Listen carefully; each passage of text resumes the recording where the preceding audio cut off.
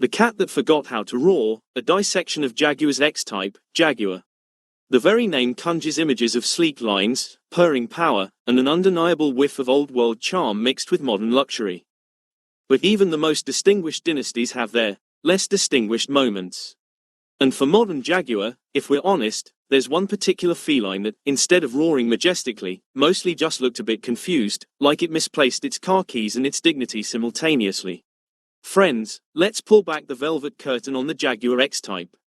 The Mondeo in a tuxedo, or, when Jaguar tried to be relatable. Before we dive in, let's preface this with a hearty laugh and a knowing nod. The Jaguar X-type, bless its well-intentioned heart, arrived on the scene with the ambition of bringing the Jaguar brand to a broader, dare we say, more accessible audience. The problem, that accessibility came courtesy of a platform shared with the decidedly humble Ford Mondeo. Now, there's nothing inherently wrong with a Mondeo. It's a perfectly capable, sensible, and utterly un-Jaguar-like vehicle. But asking it to don a bespoke British racing green suit and pretend it was born in a stately home felt a bit like putting a very good pub quiz team captain in charge of a G8 summit. It tried, bless it, but the pedigree just wasn't there. From the outside, the X-Type made a valiant effort to mimic its larger, more aristocratic siblings like the S-Type and XJ. It wore the signature quad headlights and the leaping cat emblem with earnest conviction. However, much like a teenager trying on their father's suit, it never quite fit right. The proportions felt slightly off, a little too condensed, as if the design team had a fantastic vision but ran out of budget halfway through, leaving a car that looked less like a live panther and more like a domestic cat after a particularly indulgent Christmas dinner. It lacked the effortless elegance, the predatory grace that defines a true Jaguar.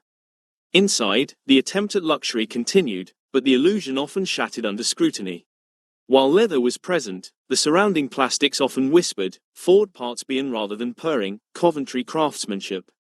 The wood trim, for all its glossy ambition, sometimes felt less like polished walnut and more like a convincing laminate. And the driving experience. Oh, the driving experience. While competent, it lacked the engaging dynamism, the fluid handling, the sheer sense of occasion that one expects from a Jaguar. It was comfortable enough, sure, but it never thrilled.